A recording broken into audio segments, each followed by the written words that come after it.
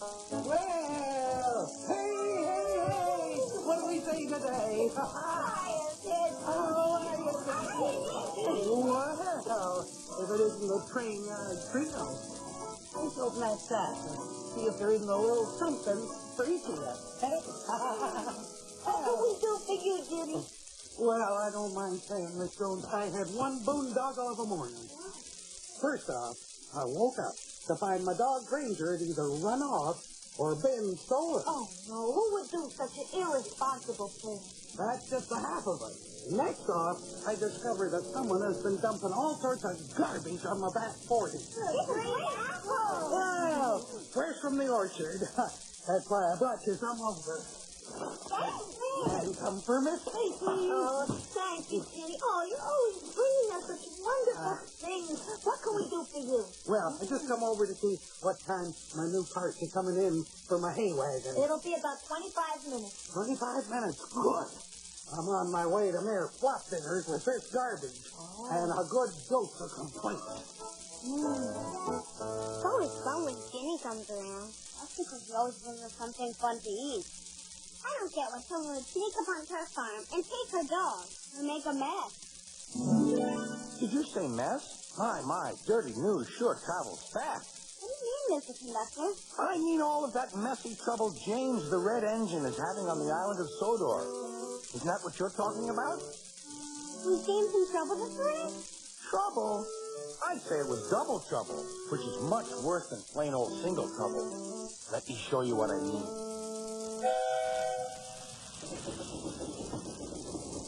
Toby and Henrietta were enjoying their new job on the island of Sodor, but they do look old-fashioned and did need new paint.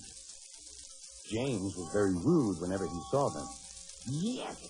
What dirty objects, he would say. At last, Toby lost patience. James, he asked, why are you red?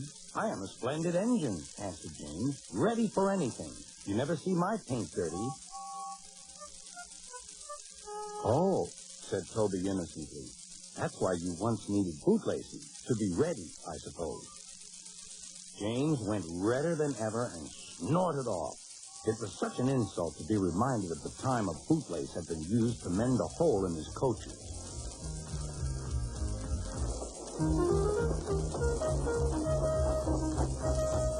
At the end of the line, James left his coaches and got ready for his next train. It was a slow freight, stopping at every station to pick up and set down cars. James hated slow freight trains. Dirty cars from dirty siding. Yeah!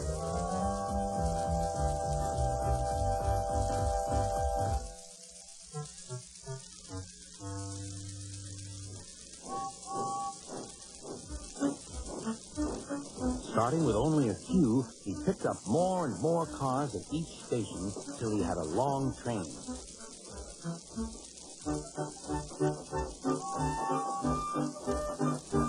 At first, the freight cars behaved well, but James bumped them so crossly that they were determined to get back at him. Presently, they approached the top of Gordon's Hill. Heavy freight trains halt here to set their brakes. James had had an accident with cars before and should have remembered this. Wait, James, wait, said the driver, but James wouldn't wait. He was too busy thinking what he would say to Toby when they next met. The freight car's chance had come. Hurrah! Hurrah! They laughed, and banging their bumpers, they pushed them down the hill. On! On! Yelled the cars. I've got to stop! I've got to stop! Groaned James.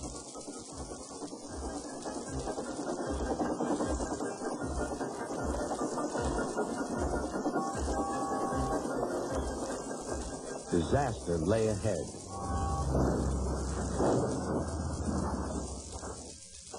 Something sticky splashed all over James. He had run into 2 tar wagons and was black from smokebox to cab. He was more dirty than hurt.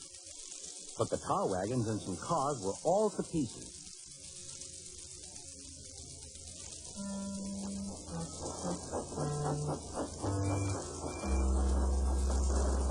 Toby and Percy were sent to help and came as quickly as they could.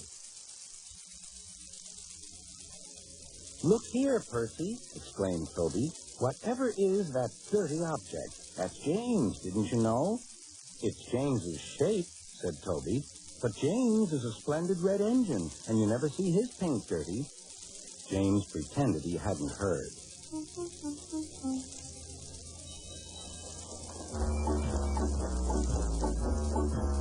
Toby and Percy cleared away the unhurt cars and helped James home.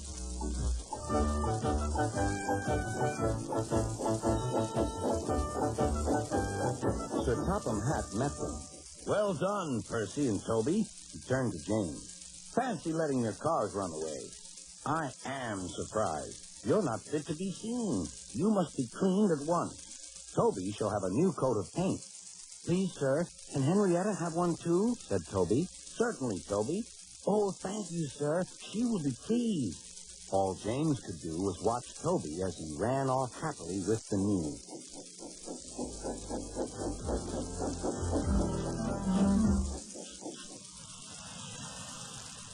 Mr. Conductor, did you tell us that just so we feel better about cleaning? I was comparing your cleaning to the mess on Jimmy's farm. Sometimes a little trouble causes great harm.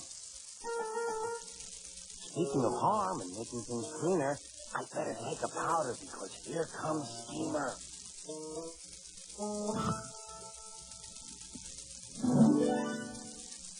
Come on, let's go out and play.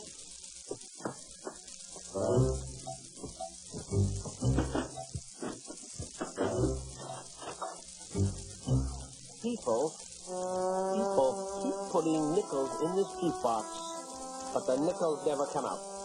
So, where they go? Now, time for genius time. Because once I slip this little baby in this machine, we're going to find out once and for all what happens to these nickels. Is that brilliant or just brilliant?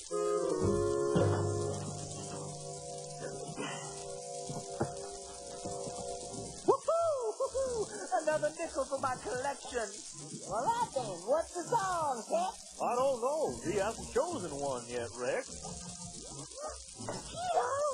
Whoa. Whoa, man, this is what I call hard currency. Let's go. Hey, something's got hold of my nickel. I think we're being hog-tied here. Give it up, Tito. You got something to do the coin? Oh, no way, man. I'm a professional musician. That means I get paid. Yes, this is one gig we better. Let's go.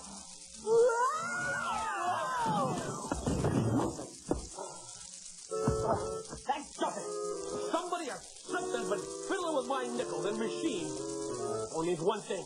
This is time for idea number one, Plan B.